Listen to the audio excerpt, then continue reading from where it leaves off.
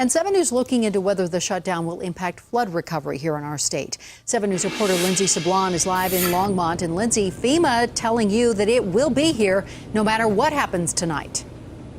And that's because employees who are helping homeowners with flood recovery are considered essential.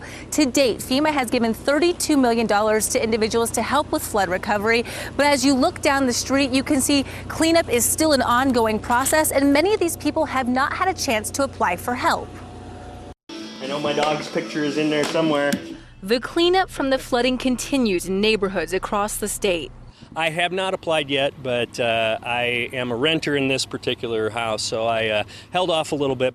For some hit by the floods, they're just starting the application process with FEMA. But with the threat of a government shutdown, will the federal help disappear? Obviously, FEMA is a big part of our lives right now in this neighborhood and in this general area, and that could really affect some people. 7 News contacted FEMA and were told our ongoing response operations, such as the individual assistance, will not be impacted directly by a government shutdown. FEMA's response to disasters and emergencies is funded by the Disaster Relief Fund. Money to help in situations like this does not come from the annual operating budget, which means the 1,000 reservists who've been on hand since the beginning will continue to work. To date, 20,000 households have applied for help.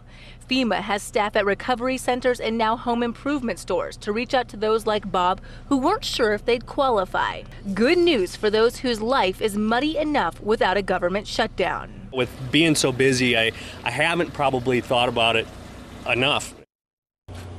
There was also concern about 120 National Guard members from Utah who are scheduled to come here to help rebuild US 36. I talked to a spokesperson today. He told me they are still scheduled to deploy and be here later this week. He said there is always a chance the shutdown could have an effect, but he doesn't plan on it right now. Live in Longmont, Lindsey Sablan, 7 News.